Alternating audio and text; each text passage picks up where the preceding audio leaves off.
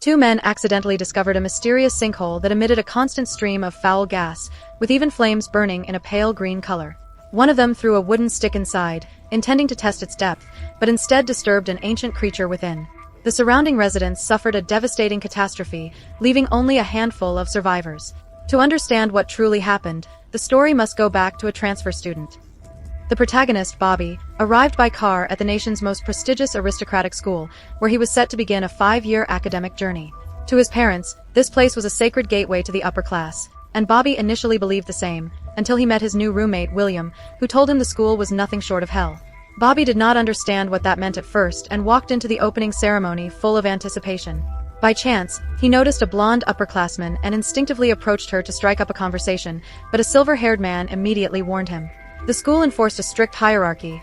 Underclassmen were forbidden from interacting with upperclassmen, not even allowed to look at them.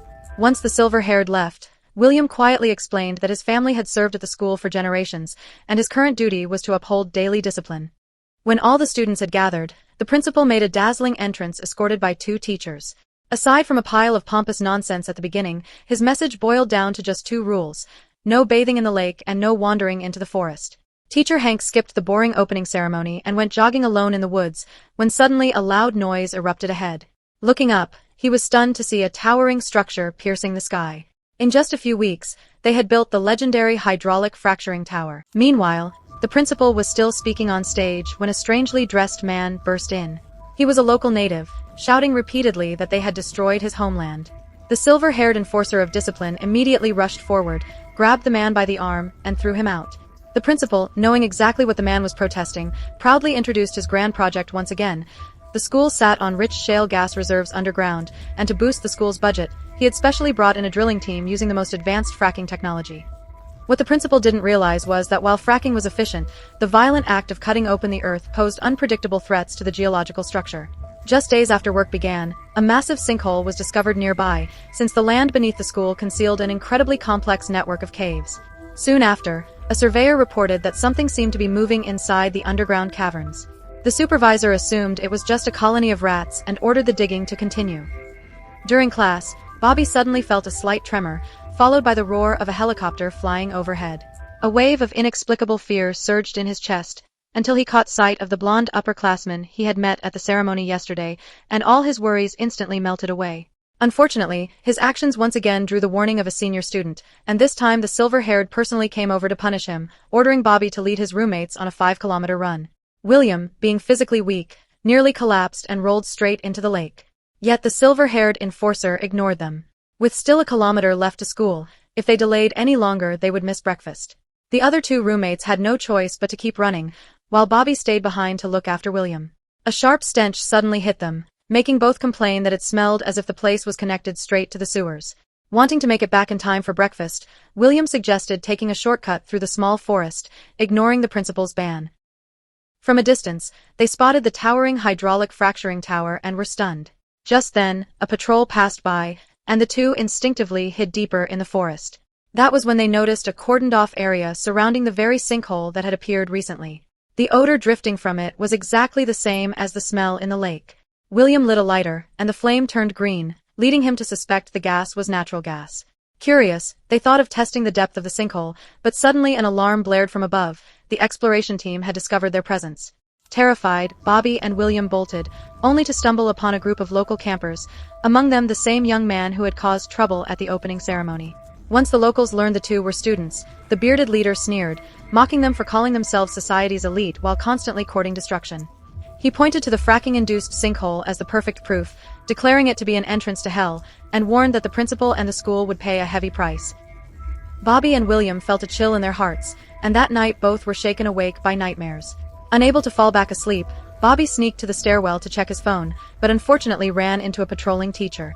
Panicking, he tried to stay hidden in the shadows, but accidentally tumbled into a concealed basement. At the very back stood a sealed hidden door, and scrawled upon it was the name of a student who had gone missing. Frightened, Bobby quickly fled and the next day called his mother, begging her to take him away. The school was far too strange, and he didn't want to stay another moment. But the instant the blonde upperclassman appeared, all his unease vanished. He hastily hung up the phone and seized the chance to talk to her, finally learning her name was Anna. She had lived there for 5 years and naturally knew many truths and secrets.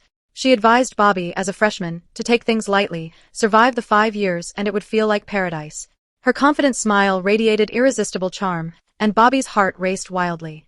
Just then, the silver-haired enforcer suddenly appeared, using a lit firecracker to remind Bobby that speaking with an upperclassman was against the rules. Cornered at the lakeside, Bobby panicked when another firecracker was hurled his way.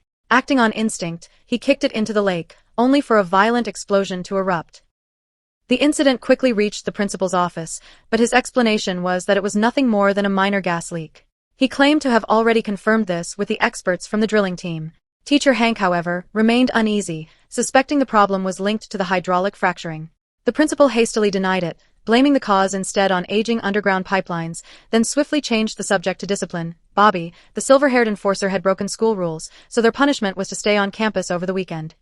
Bobby felt utterly frustrated, but his disappointment deepened when he saw the blonde upperclassman laughing and chatting with another boy. Believing they would be stuck at school for the weekend, Bobby and William resigned themselves to boredom, when suddenly the entire teaching building began to shake violently, followed by an unexplained total power outage. Luckily, since it was the weekend, few underclassmen were still on campus. What they didn't know was that the mining team surveyors had once again detected movement inside the sinkhole. The next moment, the iron fence protecting the construction site was struck with a violent impact. An engineer on the scene barely had time to draw his pistol before the gate was smashed open, and a swarm of monsters charged straight at the crowd. Not far away, the local campers were attacked as well. The bearded leader spotted a helicopter flying overhead and thought of calling for help, but in the very next instant the aircraft plummeted from the sky. Back at the school, Bobby happened to witness the crash from afar and immediately wondered if something had gone wrong near the sinkhole. Bored of sitting in the dorms, he pulled William along to go investigate. Suddenly, two familiar figures appeared ahead. It was the blonde upperclassman and her best friend, who also couldn't sleep. The four of them decided to team up and head into the forest. But when they passed through the locals' campsite, everyone was stunned. Every tent had been destroyed, yet not a single person was in sight. The shale gas drilling team was not far away, so the group decided to head in that direction. On the way, they came across a car with its headlights still on, but the driver was nowhere to be found. Anna noticed movement in the bushes and bent down to take a look, only to find a strangely shaped little creature. She thought it looked cute at first, but the beast suddenly lunged at her. Panicking, she tore off her jacket, wrapped it around the monster, and smashed it repeatedly until it stopped moving. Only then did the group start discussing what the thing might have been.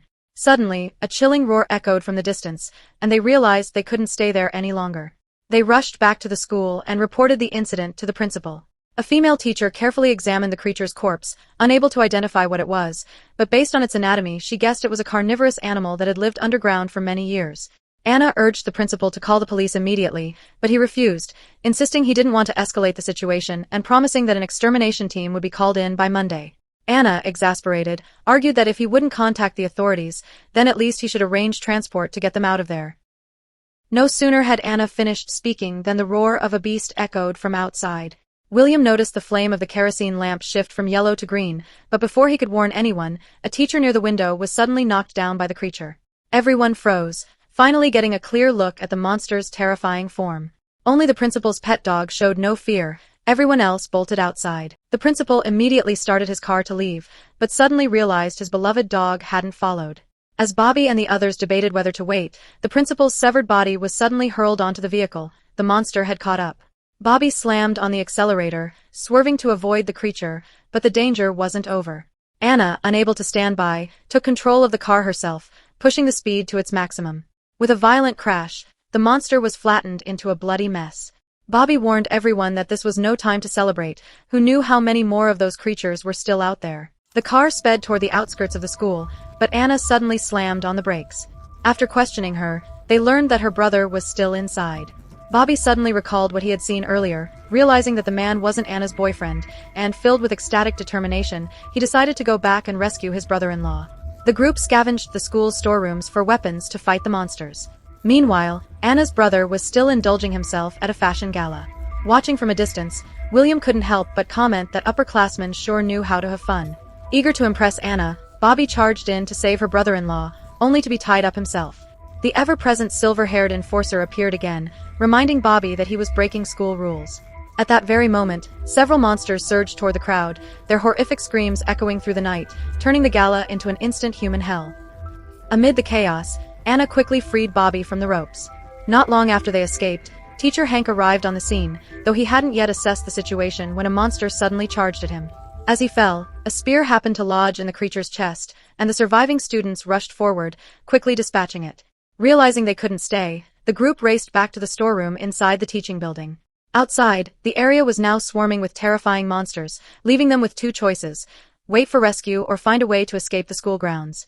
As they hesitated, the silver-haired enforcer suddenly burst in with a gun, shooting Hank and revealing his plan. He would lead everyone through a secret passage out of the school, but only if Bobby, who had constantly opposed him, drew the monster's attention. Bobby refused to comply, lunging at the silver-haired man, and the two quickly grappled. William raised his weapon and fired, forcing the enforcer back.